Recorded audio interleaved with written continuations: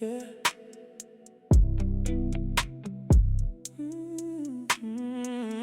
Welcome back to Unfiltered and Off Script.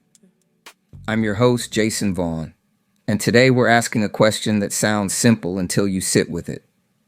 Do people actually want love, or do they just want the idea of it? Everybody says they want a relationship.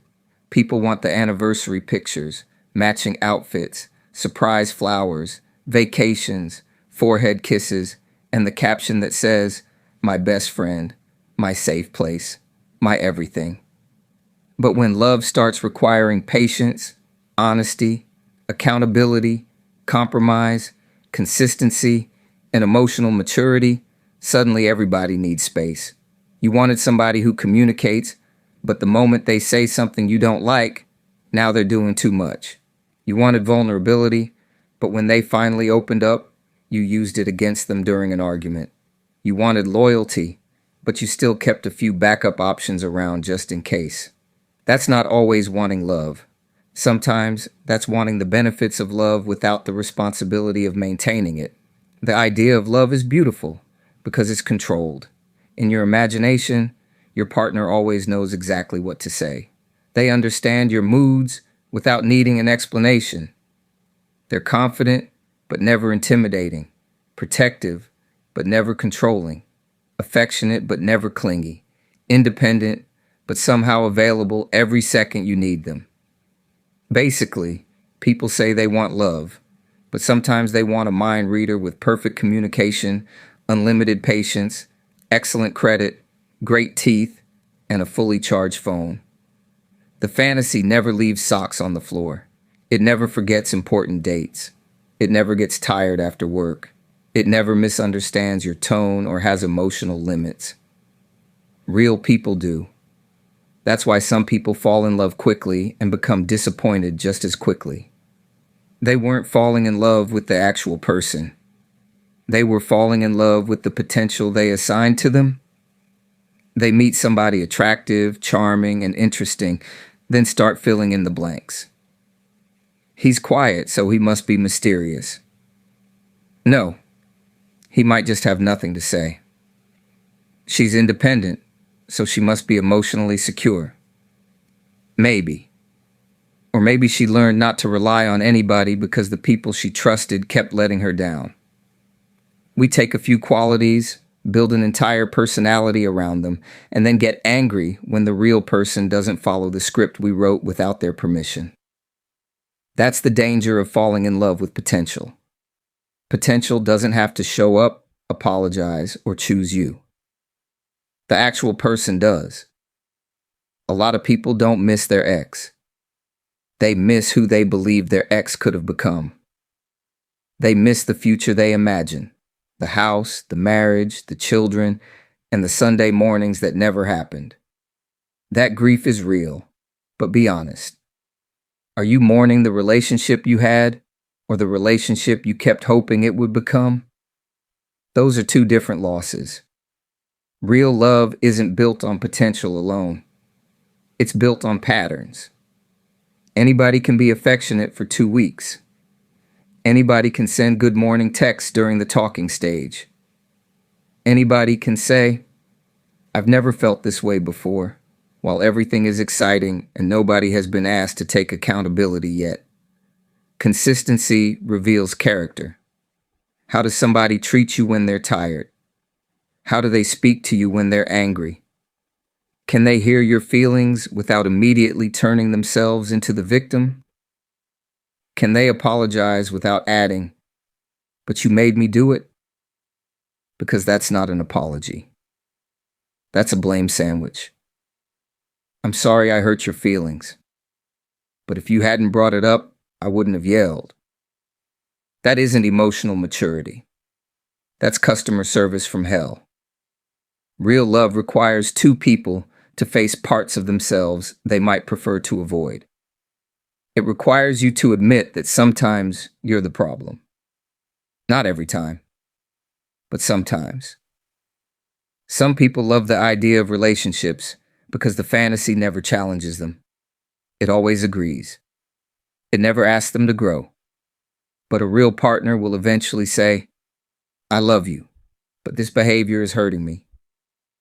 What happens next tells you whether you genuinely want love or simply want emotional comfort.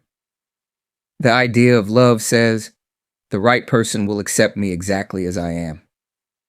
Real love says, the right person will accept who I am while encouraging me to become healthier.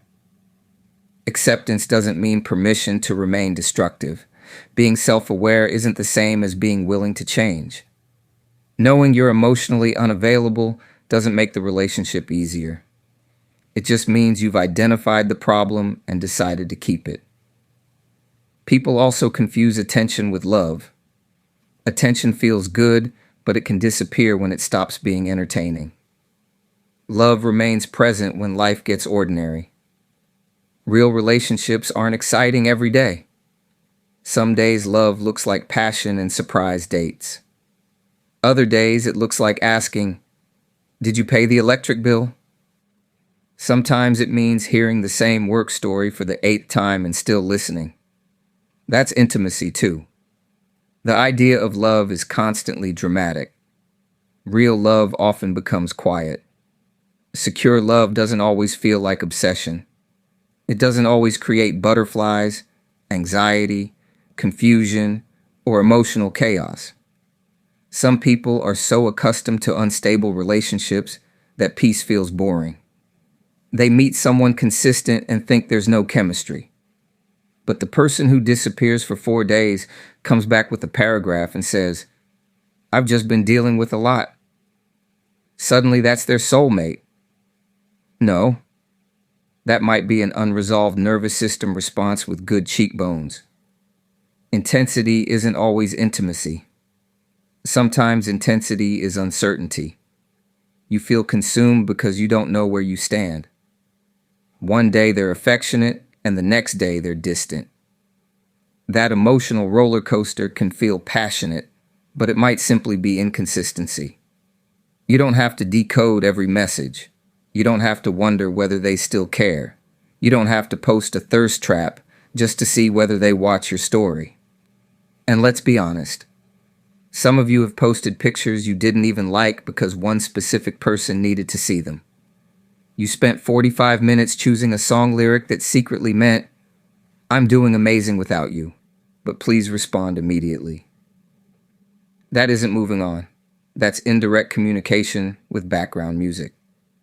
So how can we tell whether we want love or just the idea of it?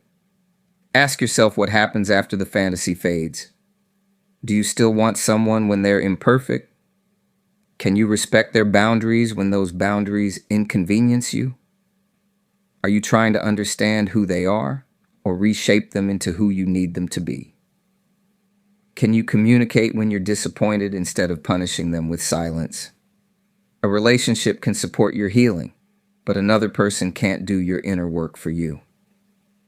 A good morning, beautiful text is nice, but it isn't therapy.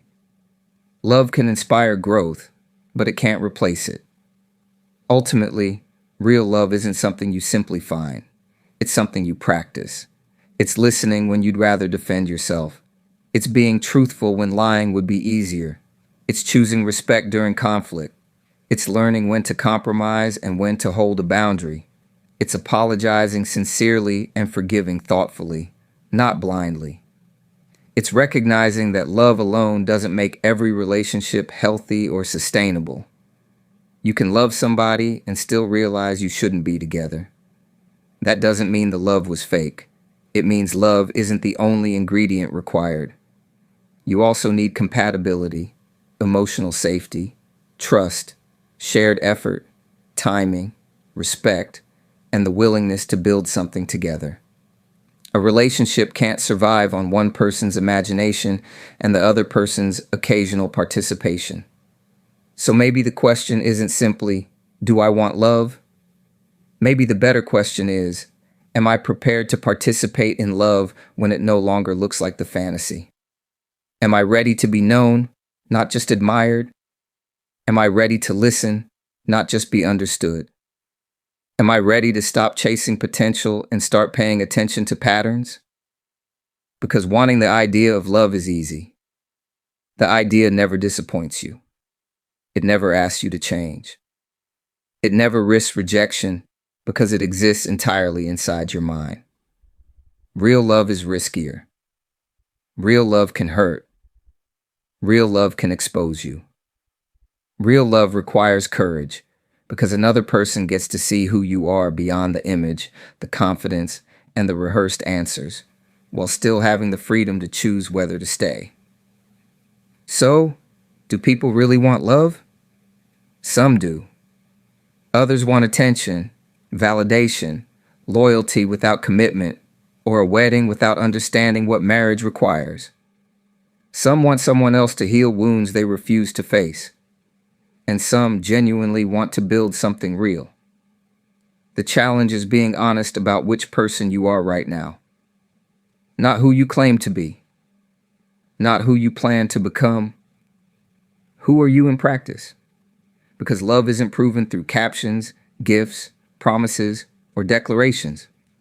It's proven through behavior. Again, and again, and again.